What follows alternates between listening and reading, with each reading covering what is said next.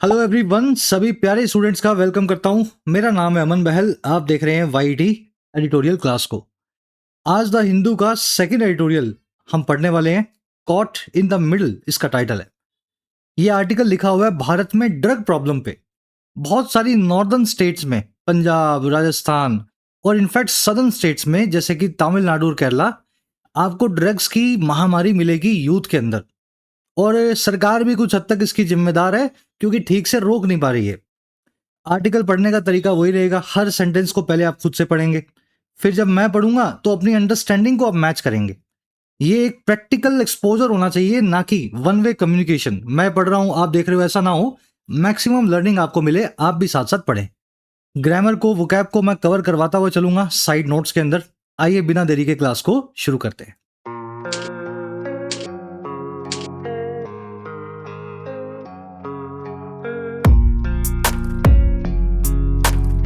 कह रहा है जी cot in the middle.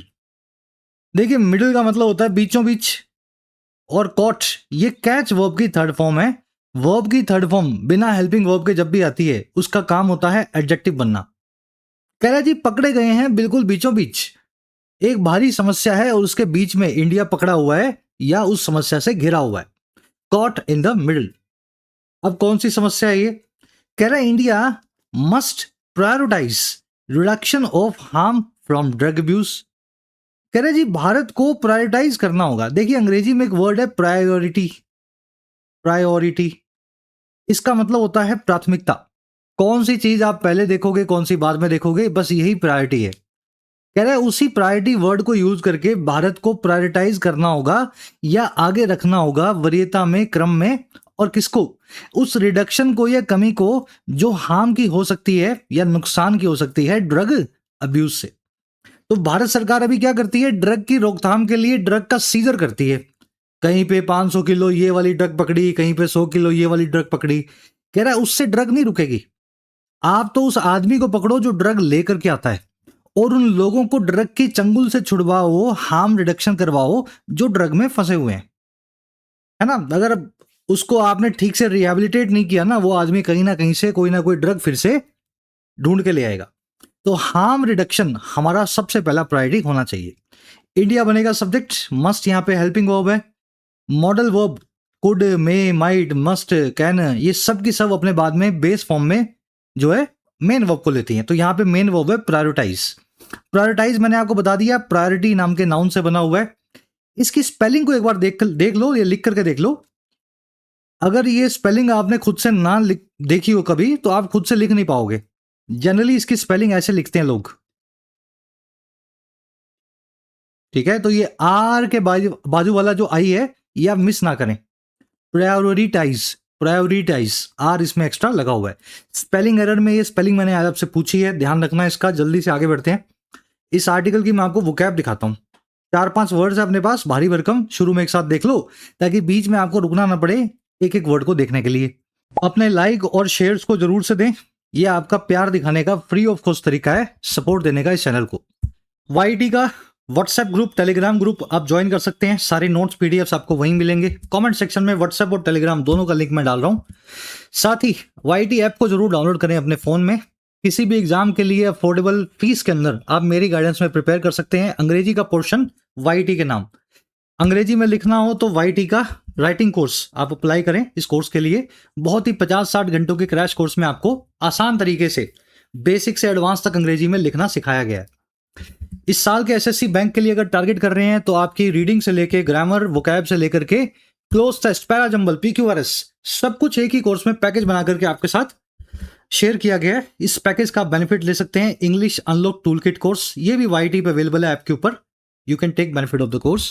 Civil सेवाओं के लिए हमारा सुपर हिट कोर्स है माइग्रेशन कोर्स। जो भी भाषा से आपने पढ़ाई की है, लैंग्वेज से, आपको उससे इंग्लिश में माइग्रेट कर देते हैं ताकि सिविल सेवाओं के हर एस्पेक्ट को आप अंग्रेजी में अटेम्प्ट करें। हिंदी में बहुत अच्छा रिजल्ट नहीं आता है। तो चाहे यूपीएससी हो या स्टेट पीएससी हो, हम आपको सी सेट से लेकर के answer writing, essay writing, प्रेसी writing, descriptive RC और जो आपका कंपलसरी इंग्लिश का पेपर है, पूरा एक ही कोर्स में डिटेल में कवर करवाते हैं। तो you can take benefit of these courses. ये व्हाट्सएप नंबर है हमारा। टीम से कोई भी क्वेरी हो आप कॉन्टैक्ट करके इस व्हाट्सएप पे बात कर सकते हैं। चलिए, जो आज का पहला वर्ड है ना, वो है आउटस्ट्रिप। देखिए स्ट्रिप का मतलब होता है पट्टी जिस पे आप दौड़ते हो। एयर स्ट्रिप भी आपने सुना होगा, वो वाली पट्टी जिस पे विमान यानी हवाई जहाज एयरक्राफ्ट दौड़ते हैं, हवाई पट्टी बोल देते हैं। तो स्ट्रिप का मतलब तो आप समझ गए, एक सीधा सा मैदान जिस पे आप दौड़ सकते हैं। अब बता दो आउट स्ट्रिप करना क्या होगा। ये वर्ड एक दो दिन पहले भी करवाया था आपको, आउट नाम का और सर नाम का रूट। इसका मतलब होता है ज्यादा। अगर आप आउट स्ट्रिप कर रहे हो ना किसी को, तो एक पट्टी पे, एक पिच पे आप किसी से ज्यादा तेजी से दौड़ रहे हो या उससे आगे निकल रहे हो। तो किसी से आगे निकलने को, पीछे छोड़ के आगे निकलने को अंग्रेजी में आउटस्ट्रिप करना बोलते हैं। अब ये जरूरी नहीं है कि आप भागने दौड़ने में ही इस वर्ड का इस्तेमाल करो, हर जगह इसका इस्तेमाल हो सकता है। करके दिखाता हूं। Population growth continues to outstrip available resources. Population की जो ग्रोथ है वो जारी है आउटस्ट्रिप करना, पीछे छोड़ के आगे निकल जाना, अवेलेबल रिसोर्सेज से, उपलब्ध संसाधनों से। तो पानी, भोजन यानी फूड, क्लीन एयर, एम्प्लॉयमेंट, ये सारे रिसोर्सेज से बहुत आगे हमारी पॉपुलेशन निकल गई है। कम सामान है और लोग ज्यादा हैं, कहने का मतलब ये। तो ये आउटस्ट्रिप वर्ड आप पट्टी से, हवाई पट्टी से जोड़ करके रखना, याद रहेगा, है ना, एयर स्ट्रिप से। आउटस्ट्रिप को ओवरटेक करना भी बोलते हैं। आप गाड़ी को ओवरटेक करते हो ना, किसी दूसरी गाड़ी से आगे अपनी गाड़ी निकाल लेते हो कट मार के, अंग्रेजी में बोलते हैं ओवरटेक करना। बस ये आउटस्ट्रिप का सिनोनिम है। You will see this word in today's article. एक और वर्ड आएगा आज, स्नोबॉल। और ये तो बड़ा आसान है याद करना। कभी घूमने जाओ मनाली में, ऊटी में, भगवान करे स्विट्जरलैंड भी जाके आओ आप, तो अगर वहां पे बर्फ आपको मिले और कहीं पहाड़ वहाड़ पे ऊंची जगह पे आप खड़े हो, तो बर्फ लो, हाथ में एक गोला बना दो उसका और उसको ऐसे प्यार से सरका दो। जब वो छोटा सा गोला आएगा ना नीचे, तो साथ में बर्फ को इकट्ठा करता हुआ आएगा, स्नो को, और इतना बड़ा हो जाएगा नीचे आते तक, डिपेंड करता है कितना ऊपर से आपने फेंका था, नीचे आएगा चट्टान बन जाएगा। तो वहीं से अंग्रेजी में स्नोबॉल नाम की वर्ब बनाई गई है, बर्फ के या आइस के या स्नो के इसी कैरेक्टर के ऊपर। जब चीजें थोड़ी सी होती हैं लेकिन बढ़ते बढ़ते बढ़ते बढ़ते बर्फ का चट्टान बन जाती हैं, पहाड़ बन जाती हैं, अंग्रेजी में बोलते हैं उसको स्नोबॉल करना। To grow rapidly in size, intensity और इम्पैक्ट, तेजी से अपने आकार, अपने प्रभाव और अपनी तीव्रता में बढ़ जाना। यूज करके दिखाएं। A small misunderstanding can quickly snowball. एक छोटी सी गलत फहमी बहुत जल्दी बड़ा रूप ले सकती है, स्नोबॉल कर सकती है, और किस चीज में, सीरियस कॉन्फ्लिक्ट में बड़ा रूप ले लेगी, एक गंभीर झगड़े का। तो स्नो बॉल इंटू समथिंग, बड़ा रूप लेके कुछ और बन जाना, ऐसे फ्रेज यूज होगा। चलिए, स्नो बॉल को आसान भाषा में इंटेंसिफाई होना बोलते हैं, क्योंकि इसमें इंटेंसिटी बढ़ रही है, तीव्रता बढ़ रही है, तो इंटेंसिफाई। और इसके लिए एक और अच्छा वर्ड है, स्पाइरल। जब चीजें हाथ से बाहर निकल जाती है ना, तो उसको बोलते हैं स्पाइरल आउट ऑफ कंट्रोल। ये एक फ्रेज अंग्रेजी में। Inflation is spiralling out of control, unemployment has spiral out of control. तो ऐसे स्पाइरल वर्ड आउट ऑफ के साथ में फ्रेज जो है यूज होता है। चलो, मेरी क्लासेस में जो एक्स्ट्रा इंफॉर्मेशन दे रहा हूं ना, यही आपका रिवॉर्ड है। बाकी तो ये सब क्या, द हिंदू सुबह ही आ गया था 5:30 बजे, 1500 चैनल पे, यूट्यूब पे, है ना, पढ़ लिया होगा आपने, बहुत जगह मिलता है। ये जो एक्स्ट्रा इंफॉर्मेशन आपको देता हूँ, ये एक्सपीरियंस से आती है, धीरे धीरे आप भी गेन करेंगे, और मेरा काम ये है कि जल्दी से जल्दी, कम से कम वक्त में इन चीजों को आप पकड़ पाए। अगला वर्ड है अपने पास, ऑस्ट्रिच, ऑस्ट्रसाइज। देखिए, ऑस्ट्रसाइज का मतलब होता है किसी को समाज से, ग्रुप से, कबीले से बाहर कर देना, अलग कर देना। जैसे आपने स्कूल में देखा होगा, किसी लड़के को आप अलग कर देते हैं क्योंकि वो बड़ा अलबादी होता है, अतरंगी होता है ना, सब लोग उसके पास नहीं आते हैं। या आपने हुक्का पानी बंद करने वाला किस्सा भी सुना होगा, हरियाणा के और यूपी के गांवों में, राजस्थान में। तो वही है ऑस्ट्रसाइज करना, जात बाहर करना, समाज से अलग करना, हुक्का पानी बंद करना। The entire family was ostracised for questioning orthodox traditions of the village. पूरे ही परिवार को जात बाहर कर दिया गया, समाज बाहर कर दिया गया, सवाल उठाने की वजह से, दकियानूसी ट्रेडिशंस पे या तौर तरीकों पे गांव के, है ना, उन्होंने सवाल उठाए होंगे, सवाल उठाने पे उनको बाहर कर दिया। चलिए, इसके लिए एक अच्छा वर्ड होता है एलिनेशन। ये वर्ड बना है एलियन से। एलियन का मतलब है जो आप जैसा ना हो, जो अलग हो। एलिनेशन करना यानी किसी को अपने से अलग कर देना, दूसरा या पराया बना देना। चलिए, ये वर्ड भी आर्टिकल में आएगा। ऑस्ट्रसाइज वर्ब है, ऑस्ट्रसाइजेशन इसका नाउन है। लास्ट वर्ड अपने पास, ह्यूमेन। देखिए, ह्यूमन यानी इंसान, ई लग गया, ह्यूमेन यानी मानवीय, इंसान जैसा। जिसमें कंपैशन हो, दया हो, दूसरे के लिए पिटी हो, प्यार हो, लव हो, ऐसी जो चीजें भरी हुई होती है प्यार लव से, उनको बोलते हैं अंग्रेजी में human. A human person treats everyone with dignity and respect. एक प्यार मोहब्बत से कंपैशन से भरा हुआ आदमी जो है, मानवीय इंसान जो है, वो हर एक आदमी को डिग्निटी और रिस्पेक्ट से ट्रीट करता है, इज्जत से और गरिमा से बर्ताव करता है। चलो ये वर्ड बड़ा आसान था, अब इसके अच्छे वाले एडवांस सिनोनिम्स देख लेते हैं। कंपैशनेट बोल सकते हैं इसको, क्योंकि पैशन यानी भाव बिल्कुल किसी के साथ में है आपका, संवेदनाओं को आप समझ रहे हैं, कंपैशनेट है। बेनेवोलेंट यानी जो दूसरों के लिए फायदेमंद हो, हिंदी में इसको परोपकारी भी बोलते हैं। और एक और वर्ड होता है परोपकारी के लिए, फिलैंथ्रोपिक। फिल यानी लव, एंथ्रोप यानी इंसान, फिलैंथ्रोपिक यानी ऐसा आदमी जो इंसानों से लव करता हो, लोगों को चंदा देता हो, बच्चों को पढ़ाता हो, गरीब आदमी को खाना देता हो, कुल मिला के सब देने लेने की बात ही है, गिफ्ट उपहार देना या किसी को दान देना। तो फिलैंथ्रोपी जो है दान देने से, चंदे से देने से जुड़ा हुआ है। तो ये वन वर्ड जरूर देखें आज, फिलैंथ्रोपिक, प्यार जिसको इंसानों से होता है, फिलैंथ्रोपिक। इसका बिल्कुल उल्टा है रूथलेस और मर्सीलेस, बड़ा ही निर्दयी, बड़ा ही जालिम इंसान कहलाता है रूथलेस और इनह्यूमन। चलिए 4-5 वर्ड्स हो गए, लास्ट वर्ड है आज का, रिलैप्स। देखिए मान लीजिए आपके पास कोई गंदी आदत थी और आपने उसको छोड़ा 10-15 दिन के लिए, जैसे कुछ पीना, कुछ फूंकना, है ना, कुछ लेट उठना, सुबह दोपहर तक उठना, सोते रहना। लेकिन कुछ दिनों बाद किसी वजह से आप फिर से उस आदत में पड़ गए, पुरानी बुरी स्थिति में आ गए, फिर से वो आदत को अपना गए, तो ये हो गया रिलैप्स। एक नाउन भी है, एक वर्ब भी है। ऐसा अक्सर एडिक्ट्स के साथ होता है, जो कोई गलत चीज का सेवन करते हैं लेकिन छोड़ने के बाद कुछ महीनों सालों में फिर से वहां पे लौट आते हैं, तो ये रिलैप्स कहलाता है। Without positive reinforcements people often relapse into old bad habits. बिना पॉजिटिव रिइंफोर्समेंट के, बिना सकारात्मक हौसला अफजाई के, लोग जो है अक्सर रिलैप्स कर जाते हैं, फिर से गिर जाते हैं पुरानी गंदी आदतों में। रीइंफोर्समेंट पता क्या होता है? आप छोटे से बच्चे को, जो चल नहीं पाता, 2 कदम चलता है, तो आप उसको बढ़ावा देते हो ना, चल चल चल बेटा चल, तू चल सकता है, तू चल सकता है। या फिर कोई पढ़ाई नहीं कर रहा है स्टूडेंट, उसको आप बोलते हो कि यार तू तो अच्छे से पढ़ सकता है, देख तेरे को अभी समझाता हूं मैं। तो ये होता है पॉजिटिव रीइंफोर्समेंट या सकारात्मक तौर पे हौसला अफजाई। तो ये फ्रेज ऐसे आप दिमाग में बिठा सकते हैं। तो ऐसी जब तक ना मिले एडिक्ट लोग वापस अपना एडिक्शन शुरू कर देते हैं। रिग्रेशन और बैकस्लाइड इसके सिनोनिम्स हैं। रिहेबिलिटेशन इसका बिल्कुल उल्टा है। रिहेबिलिटेशन करना, किसी को मुख्य धारा में फिर से जोड़ना, फिर से बसाना। चलिए हो गए वर्ड्स 4-5। अब आओ आर्टिकल पे, एक समरी आपको दें किस बारे में लिखा हुआ है। देखिए, दो दुनिया में ड्रग्स के कॉरिडोर्स हैं। कॉरिडोर मतलब रास्ता जहां से ड्रग्स बनती हैं और पैदा होती हैं और दुनिया में बिकती हैं। पहला कॉरिडोर आपको मिलेगा साउथ अमेरिका में, ये ब्राजील, मैक्सिको, चिले और ये वाला पूरा एरिया। दूसरा आपको मिलेगा कॉरिडोर एशिया के अंदर, अफगानिस्तान, पाकिस्तान और भारत के आसपास के 3-4 कंट्रीज में। ईरान में मिलेगा थोड़ा, है ना, बांग्लादेश में मिलेगा, म्यांमार में मिलेगा, थाईलैंड तक। तो ये तो 2 कॉरिडोर है ना, इन्होंने दुनिया की नाक में दम किया हुआ है। वेस्टर्न जो कॉरिडोर है वो सारा का सारा फोकस करता है 2 खराब ड्रग्स पे। नाम बोल देता हूं, वैसे यूट्यूब मना करता है, चलो लिख देता हूं, ठीक है। एक तो ये वाली ड्रग और दूसरा है वो एक्ट्रेस वाली ड्रग। ये इसलिए नहीं लिख रहा हूं, मैं बोल नहीं पा रहा हूं क्योंकि यूट्यूब मना कर देता है, वीडियो को हटा देता है। तो ये जो गंदी 2 ड्रग्स है ना, ये सारी आपको वेस्ट में मिलेंगी। और ईस्ट में पता क्या मिलती है? हमारी तरफ मिलती है ओपियम यानी अफीम। इंडिया में भी पता है आपको ओपियम की खेती होती है, क्योंकि अफीम का काम जो है दवाइयों में भी यूज होता है।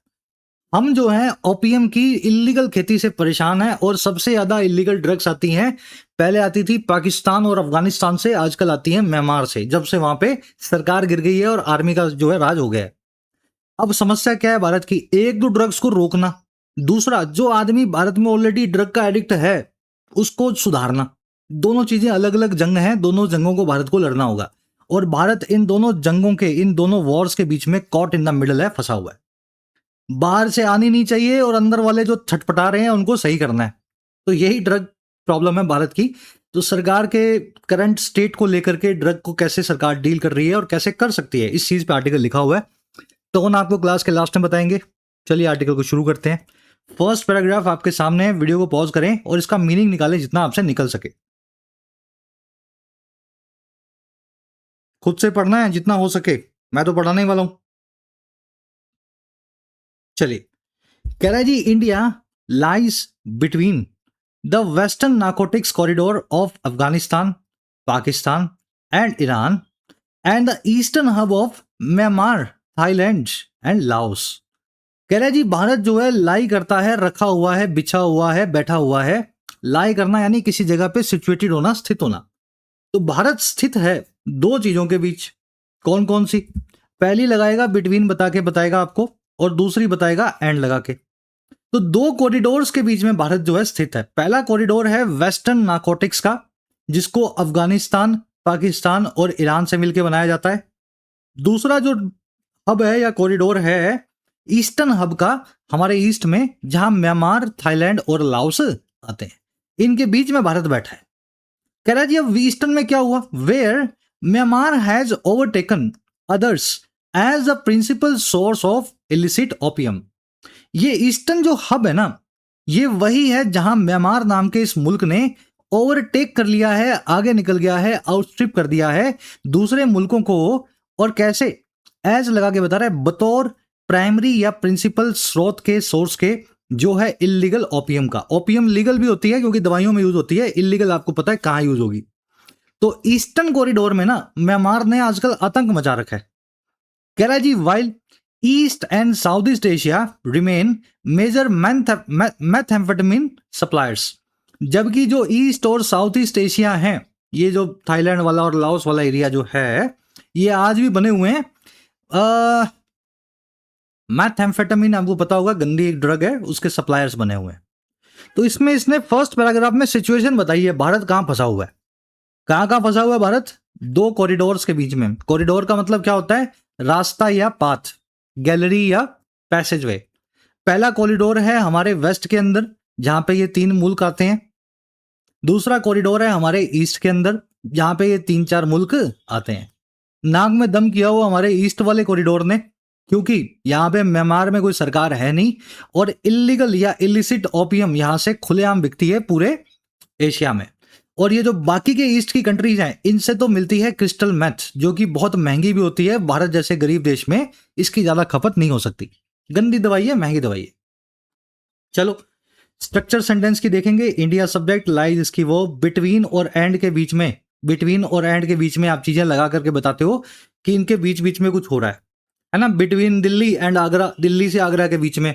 बिटवीन जनवरी एंड फरवरी या मार्च, जनवरी से मार्च के बीच में। कॉरिडोर का मतलब होता है रास्ता, गैलरी। हब का मतलब होता है पॉइंट, हॉटस्पॉट या पॉइंट। इलिसिट को वो अपने इलीगल भी बोलते हैं आसान भाषा में। इलिसिट चीजों को बेचने वाला इंसान, अंग्रेजी में उसके लिए एक वन वर्ड है पेडलर, PEDDLER, पेडलर। और एक और वर्ड है मोंगर। दो वन वर्ड्स हैं। गलत चीजों को, बैंड चीजों को, इलीगल चीजों को बेचने वाले, चोरी छुपे, इन लोगों को बोला जाता है पेडलर या मोंगर। ठीक है ना। शराब जो बेचता है इलीगल, उसके लिए अलग वर्ड अंग्रेजी में बूट, बूट लेगर। ये तीन चार वन वर्ड्स याद रखना। पेडलर, मोंगर, दवाएं बेचने वाले, ड्रग्स बेचने वाले, इलीगल तरीके से शराब बेचने वाला, बूट लेगर। चलिए अब एक ग्रामर कॉन्सेप्ट करवाएंगे आपको, एक नहीं बल्कि दो हैं। पहला तो ये सिंपल सा है, प्रिंसिपल। ये वर्ड को देखें ध्यान से, इसमें लगा हुआ है PAL। और दूसरा क्या है? प्रिंसिपल, इसके लास्ट में आ रहा है LE। ये दोनों अलग अलग वर्ड्स हैं। ये जो पहला वाला प्रिंसिपल है ना, इसका मतलब होता है मेन, मुख्य, या फिर आपके स्कूल का हेडमास्टर। जो हेडमास्टर साहब थे उसको प्रिंसिपल बोलते हैं ना। ये पहला वाला PAL वाला प्रिंसिपल है वो। दूसरा जो प्रिंसिपल है, इसका मतलब होता है कोई सिद्धांत, कोई टेनेट, डोगमा, कोई रूल जो आपने जिंदगी में अमल में लाया हुआ है। जैसे आपका प्रिंसिपल हो सकता है कि मैं कभी चोरी नहीं करूंगा, तो ये प्रिंसिपल है ना आपका, एक रूल है आपने बना रखा है। तो ये दूसरा प्रिंसिपल। तो ये दोनों अलग अलग हैं। मेन की बात करनी हो या हेडमास्टर की बात करनी हो तब PAL वाला, जब कोई सिद्धांत की, रूल की, ख्याल की, टेनेट की, डोगमा की बात करनी हो तो LE वाला। अब ट्रिक बता देता हूं, याद कैसे रखोगे। रूल के लास्ट में क्या आता है? और प्रिंसिपल वाला जो LE वाला रूल है वो कौन सा है? ये।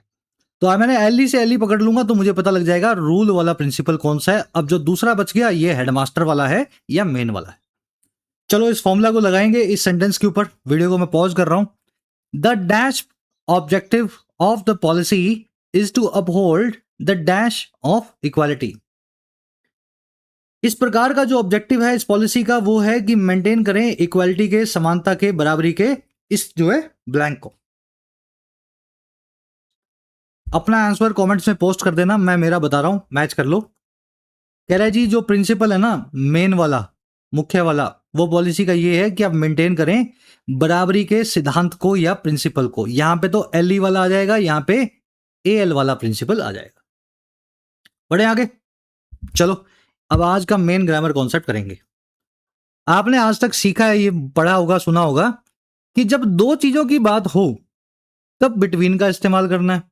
जब दो से ज्यादा हो, 3 हो, 4 हो, 5 हो, तब अमंग लगाना है। और ये बात बिल्कुल सही है, गलत नहीं है, लेकिन ये बात अधूरी है। पूरा कॉन्सेप्ट ऐसा नहीं है। पूरा कॉन्सेप्ट ये कहता है दो चीजों के बीच में बिटवीन लगेगा, दो से ज्यादा के बीच में अमंग लगेगा या अमंगस्ट लगेगा, दोनों एक ही बात है। अमंग और अमंगस्ट एक ही बात है।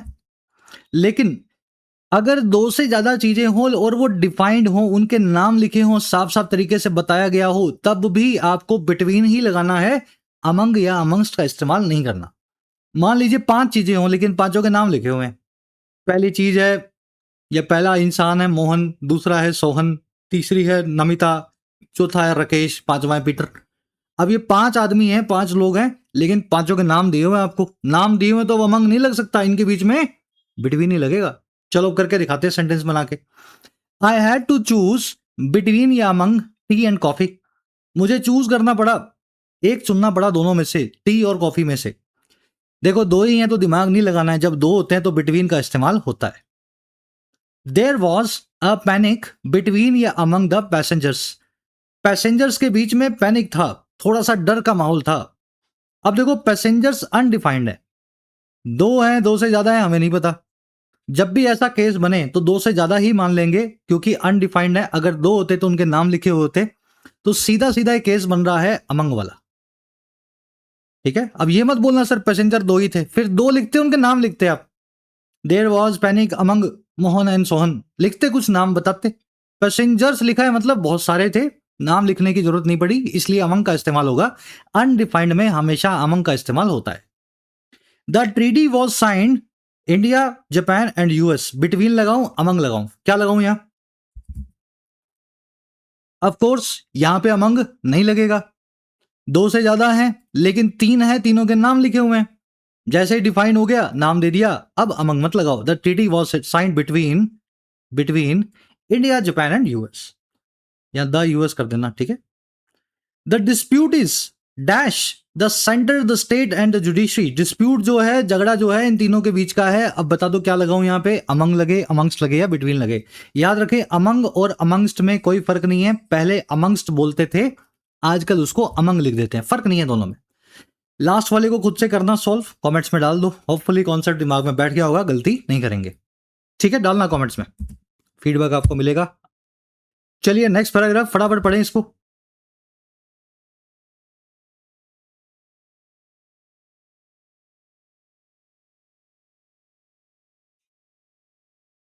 कह रहा है जी drugs enter through maritime routes to Gujarat, Kerala and Tamil Nadu, whereas others are manufactured domestically using illegally diverted pharmaceutical ingredients because regulatory penalties often remain disproportionately lenient. कह रहा है जी ड्रग्स जो है ना वो एंटर करती हैं, घुसती हैं जरिए या थ्रू मैरीटाइम रूट्स के। अंग्रेजी में एक वर्ड है मैरीटाइम, इसका मतलब होता है समुद्री। जो समंदर से, जहाज से, शिप से, पानी से, इनसे जुड़ा हो उसको बोलते हैं मैरीटाइम। तो ये ड्रग्स हमारे भारत में आती हैं समुद्री रस्तों से आती हैं, पहले कभी गुजरात में, कभी केरला में, कभी तमिलनाडु में।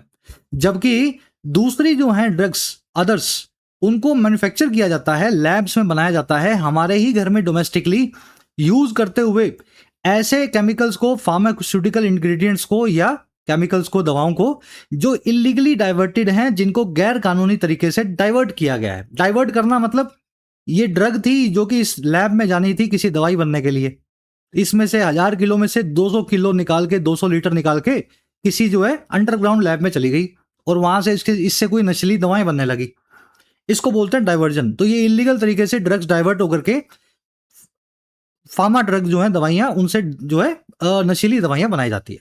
और ये क्यों होता है?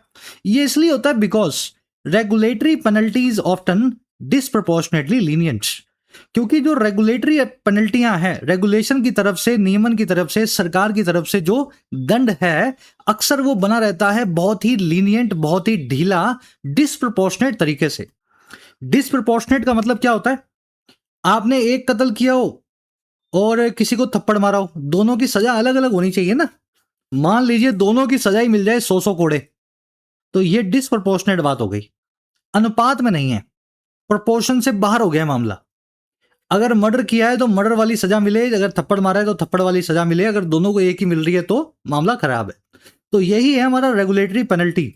अगर आपको थोड़ी सी गलत ड्रग मिल जाए पुलिस को आपकी जेब में, तो भी उतनी ही सजा देती है पुलिस जितनी आपको बहुत सारी ड्रग मिलने पे मिलती है, लगभग सजाएं बराबर है। तो इसलिए क्या है, लोग सोचते हैं कि बना ही लो ड्रग, क्या फर्क ही पड़ता, ज्यादा क्या ही फर्क पड़ता है ना। चलिए ड्रग्स की वर्ब है एंटर, अदर्स यहाँ पे दूसरी ड्रग्स के लिए है, वर्ब है इनकी आर, मैन्युफैक्चर्ड, पैसिव वॉइस का इस्तेमाल हुआ है। पेनल्टीज की वर्ब है रिमेन, रिमेन का मतलब है बने रहना। इंग्रेडिएंट यानी छोटे छोटे तत्व, पदार्थ है ना, जिनसे कोई बड़ी चीज बनाते हैं मिक्स करके इंग्रेडिएंट से। लीनियंट का मतलब होता है ढीला, हल्के हाथ वाला, इसको लैक्स भी बोलते हैं अंग्रेजी में। लीनियंट का उल्टा होता है स्ट्रिक्ट और स्टर्न। अगर स्ट्रिक्ट पनिशमेंट मिल रही है तो बहुत ज्यादा कड़ी सजा आपको मिल रही है, बिल्कुल उल्टा है लीनियंट का। कह रहे with Myanmar's unstable borderlands and expanding ethnic armed organisations, intensifying risks, drones, darknet and crypto currencies have transform trafficking. कह रहे इस घटना के साथ ही, इस वाकये के साथ ही, विद और किसके, म्यांमार के अनस्टेबल बॉर्डरलैंड्स के साथ ही। बॉर्डरलैंड आप समझ गए, बॉर्डर के इलाके, अनस्टेबल यानी जहां पे कोई कानून का राज नहीं है, स्टेबिलिटी नहीं है।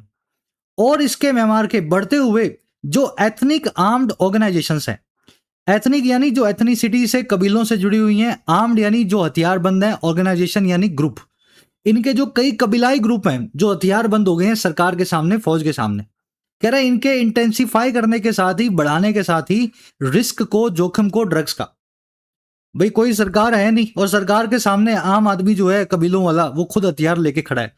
कह रहा है ऐसी सिचुएशन म्यांमार में होने के साथ ही है ना, ड्रोन्स का इस्तेमाल, डार्कनेट आपको पता होगा, क्रिप्टो करेंसीज का इस्तेमाल जो है, इन्होंने ट्रांसफॉर्म कर दिया है, पूरे तरीके से बदल के रख दिया है ड्रग ट्रैफिकिंग को, ड्रग के खरीद फरोख्त को। और कंपेल करते हुए किया है, मजबूर करते हुए किया है India's enforcement framework to continuously innovate and strengthen regulatory certainty. कि भारत का जो ड्रग एनफोर्समेंट फ्रेमवर्क है, ड्रग को नियमित करने का जो ढांचा है, वो लगातार इनोवेट करे, कुछ नया सोचे और स्ट्रेंथन करे भारत अपनी रेगुलेटरी सर्टेनिटी को, या रेगुलेशन को लेकर के जो निश्चितता है। तो म्यांमार से इतनी ज्यादा चैलेंज हमें मिल रहा है, ऊपर से डार्कनेट, ड्रोन और क्रिप्टो करेंसी भी आ गई है, तो चैलेंज बहुत बड़ा हो गया हमारे सामने। और भारत मजबूर हो गया है कि अपनी ड्रग एजेंसियों को बार बार वो इनोवेट करवाए, नए नए तरीके से वो सोच करके या एक्शन ले करके इन ड्रग्स को आने से रोके। चलिए सेंटेंस समझ में आया होगा। स्ट्रक्चर क्या है जी इसकी, drones, darknet and crypto currencies, इनकी वर्ब है हैव ट्रांसफॉर्म्ड।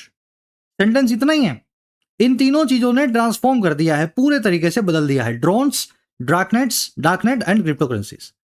डार्कनेट आपको पता होगा, नहीं पता तो सर्च करना, बड़ा इंटरेस्टिंग टॉपिक दे रहा हूं आपको, पढ़ने लगे तो एक पूरा दिन निकल जाएगा इस पे आपको, इतना इंटरेस्टिंग है ये। क्रिप्टो करेंसीज आपको पता है, बिटकॉइन, एथेरियम वगैरह।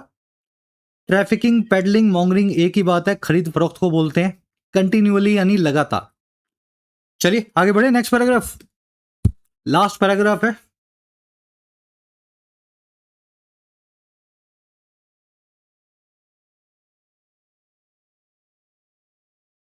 चलिए कह रहा है जी, all those states increasingly acknowledge addiction as a public health and social challenge, rehabilitation remains grossly इनएडिक्वेट।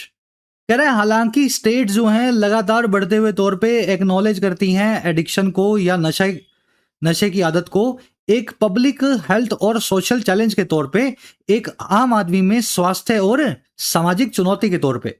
हालांकि स्टेट जो है लगातार तरीके से इस चीज को मान रही हैं कि चैलेंज आ गया है, कह रहे वहीं पे जो रिहैबिलिटेशन है, सुधार जो है नशेड़ियों का, वो अभी भी लार्जली ग्रोसली इनएडिक्वेट है या पर्याप्त नहीं है। रिहैबिलिटेशन क्या होता है? किसी आदमी को, किसी लड़के को, लड़की को, बच्चे को जिसको गलत लत पड़ गई है नशे की, उसकी लत को छुड़वा करके उसको फिर से मुख्य धारा में लाना, रिहैबिलिटेट करना, नशा मुक्ति केंद्र में उसको रख के उसकी आदत छुड़वाना। तो स्टेट सारे राज्य मान तो रहे हैं समस्या तो है, लेकिन ढंग से रिहैबिलिटेशन नहीं करवा पा रहे हैं। चलिए, स्टेट्स की वर्ब है एक्नॉलेज। एक्नॉलेज का मतलब होता है किसी चीज को एक्नॉलेज करना, है ना, देखना कि है वो समस्या को, एग्जिस्टेंस, उसके एग्जिस्टेंस को एक्सेप्ट करना। रिहेबिलिटेशन देख लिया आपने, पुनर्वास बोलते हैं, वर्ब है इसकी रिमेन्स। ग्रॉसली का मतलब होता है कंप्लीटली, इनएडिक्वेट यानी नाकाफी या अपर्याप्त। कह रहा है abuse, forced detoxification, urban centric facilities, rural inaccessibility and social ostracisation and the criminalisation of minor possession perpetuate relapse.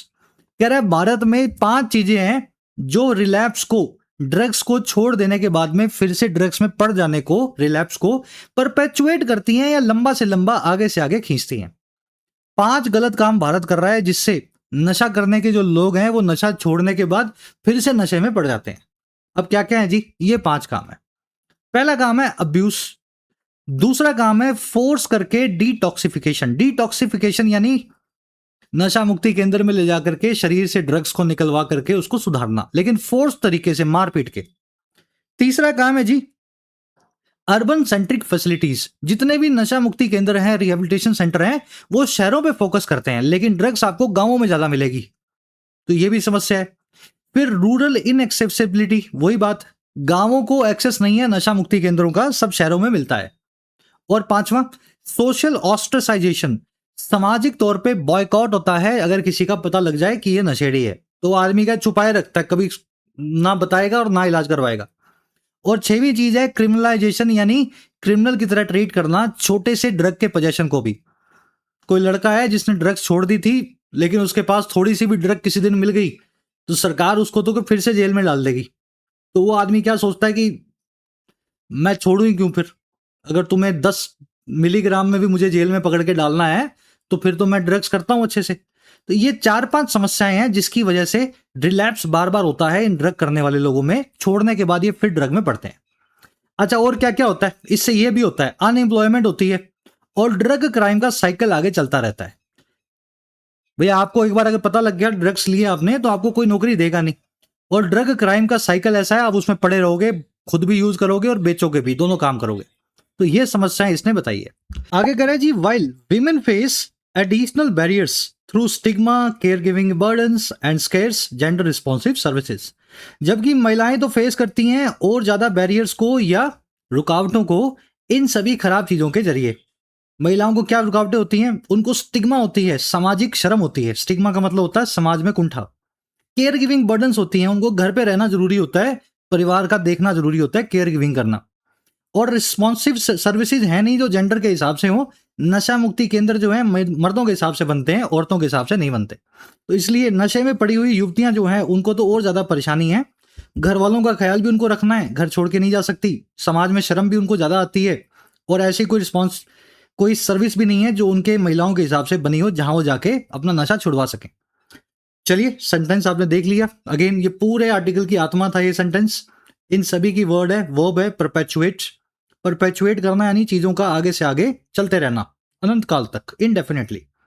Stigma यानी सोशल एम्बेरसमेंट। स्केर्स यानी जो बहुत कम हो। विमेन की वर्ब है फेस। चलिए लास्ट पैराग्राफ, छोटा सा सेंटेंस है, इसको फटाफट देखेंगे,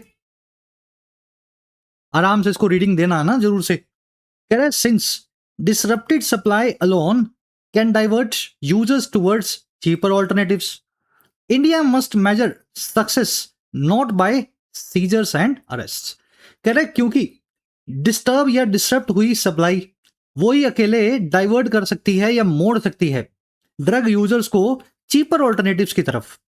अगर ड्रग ए बाजार में नहीं आ रही, सरकार ने सारी ड्रग ए रोक दी आने से, तो वो बी ड्रग लेने लगेंगे जो उनके बजट में आती हो। नशा तो करना है, कुछ भी कर लेंगे। कह रहा है क्योंकि सप्लाई अकेला जो है वो नशा नहीं रोकता, यूजर को मोड़ देता है किसी और ड्रग के चीपर ऑल्टरनेटिव की तरफ। इसलिए भारत को मेजर करना चाहिए, नापना चाहिए अपनी एंटी ड्रग ड्राइव की सक्सेस को नॉट बाय इस जरिए नहीं, सीजर्स और अरेस्ट के जरिए नहीं। सीजर यानी कितनी ड्रग पकड़ी, अरेस्ट यानी कितने लोगों को पकड़ा। तो कितना दवाएं पकड़ी, कितने लोग पकड़े, ये आपकी सक्सेस नहीं है, बल्कि आपको अपनी मेजर करनी है success number of lives effectively restored, उन नंबर ऑफ या उन आंकड़ों से जो जिंदगियों को रिस्टोर करने का है, कितने लोगों की जिंदगियों को आपने बहाल किया है। और कैसे करोगे बहाल? Through accessible, humane and sustain treatment, ऐसी ट्रीटमेंट के जरिए, इलाज के जरिए जो सबके पहुंच में हो, जो मानवीय हो, ह्यूमेन हो और सस्टेन्ड हो, लगातार मिलता रहता हो। तो यहां से अपनी सक्सेस मेजर करो, कितने लोगों का नशा आपने छुड़वाया है, ना कि इससे मेजर करो कितनी ड्रग आपने कहां पकड़ी और कितने ड्रग बेचने वालों को अरेस्ट किया या फूंकने वालों को अरेस्ट किया। चलिए, सप्लाई की वर्ब है कैन डाइवर्ट, इंडिया की वर्ब है मस्ट मेजर। सीजर यानी अरेस्ट, ये चीजों को पकड़ना, कब्जे में लेना। ह्यूमेन यानी मानवीय। ये स्ट्रक्चर भी जरूर देखना, not by but by. Hindi में बता देता हूं एक बार, अच्छे से आप अंग्रेजी में देख लो, हिंदी में बताऊंगा, दिमाग में बैठेगी। जज a person not by appearance but by character. किसी भी इंसान को अगर जज करना है तो उसके दिखावे से या कैसा वो दिखता है, अपीयरेंस से मत करो, बल्कि उसके कैरेक्टर यानी चरित्र से करो। तो जज a person by his character not by his appearance. तो उसको मैंने लिख दिया, जज a person not by appearance but by character. Choose a career not by salary but by your passion. एक करियर चूज करें सैलरी के हिसाब से नहीं, अपने पैशन के हिसाब से। चलिए, ये structure not by but by बहुत जगह मिलती है, आपको ध्यान रखें इसको। अब बट की जगह बट ऑल्सो, बाय की जगह विद लगा दूं तो स्ट्रक्चर जो है बिगड़ जाएगी। पैरेलल स्ट्रक्चर है, ऐसे ही बनती है, इसको ऐसे रखना है। चलिए, क्लास कैसी लगी आज की, जरूर से अपना फीडबैक देना। कुछ क्वेश्चंस आपके साथ शेयर कर रहा हूं, वीडियो को पॉज करके इनको ट्राई देते जाओ। फर्स्ट क्वेश्चन में पूछा है सेंट्रल आइडिया क्या है इस पैसेज का, मेन बात इसमें क्या बताई गई है इन चारों में से। इंडिया को छोटा मोटा ड्रग पोजेशन जो है उसको लीगलाइज कर देना है, या अपनी इंटरनेशनल ड्रग पार्टनरशिप को एक्सपेंड करना है, या स्ट्रिक्ट बॉर्डर कंट्रोल लगाने हैं ड्रग ट्रैफिकिंग पे, या बैलेंस में रखना है रिहैबिलिटेशन, इन्फोर्समेंट और हार्म रिडक्शन को। देखो, बाकी सब चीजें ठीक है, ये सब हो भी सकती हैं, की भी जा सकती हैं, ना भी करो, लेकिन जो मेन काम करने वाला है वो ये है, ड्रग को लेकर के जो इन्फोर्समेंट है, लोगों को जो फिर से बसाने का काम है, और ड्रग की वजह से जो हार्म है उसको कम करने का काम है। इन तीनों चीजों को बैलेंस करना है, ये जरूरी है हमारे लिए, ठीक है ना। चलिए, फर्स्ट का आंसर बनेगा ये। डार्क नेट, ड्रोन और क्रिप्टो करेंसी का जिक्र क्यों किया गया था इस आर्टिकल में, क्या बताया गया इनके जरिए? चलिए, खुद से ट्राई दे लो, पहले चारों ऑप्शन पढ़ते जाओ। इनका देने का मेन ऑब्जेक्टिव ये है, बताने के लिए कि टेक्नोलॉजी बदल रही है, ड्रग बेचने वाले आजकल नई नई उभरती हुई टेक्नोलॉजी का इस्तेमाल करते हैं, डार्क नेट का ड्रोन लगा लगा के ड्रग्स को सेल करते हैं। चलिए, फर्स्ट का आंसर बी, सेकंड का आंसर है ए। अब कुछ क्वेश्चंस के आंसर आपको खुद निकाल लेने हैं, होपफुली आप निकाल भी लेंगे। लीनियंट का सिनोनिम पूछा है, उल्टा नहीं, सिनोनिम। पैडलिंग और मॉन्गरिंग क्या होता है? फिलैंथ्रोपिक किस तरह का आदमी है? और जो चीज समुद्र से और जहाजों से जुड़ी हो उसको क्या बोलेंगे? आउटस्ट्रिप, मैरीटाइम, ऑस्ट्रिसाइज या रेट्रोग्रेड। सही स्पेलिंग को चूज करना है इन तीनों में से, प्रायोरिटाइजेशन की। और लास्ट में 3 एरर्स मिलेंगी, जो 3 ग्रामर कॉन्सेप्ट्स आपने सीखे अप्लाई करेंगे। आज क्विज बड़ा अच्छा है, अच्छे लेवल का है, इसको ट्राई दें। 3 से लेकर 10 तक यानी 8 क्वेश्चंस के आंसर फर्स्ट कमेंट में डाल दिए हैं। 10 के 10 के आंसर्स में अपना स्कोर चेक करें और जरूर से मेरे साथ शेयर करना in the comment section itself. साथ ही वाईटी ऐप को अपने फोन में डाउनलोड कर लेना, और किसी भी कोर्स से रिलेटेड, चाहे राइटिंग का हो या फिर अनलॉक्ड हो या फिर मिशन सिविल सर्विसेज हो, इस नंबर पे आप टीम से कांटेक्ट कर सकते हैं व्हाट्सएप के थ्रू। मैं और मेरी टीम आपको यहां मिलेंगे। चलिए, अब आपको अगेन सभी को गुड नाइट।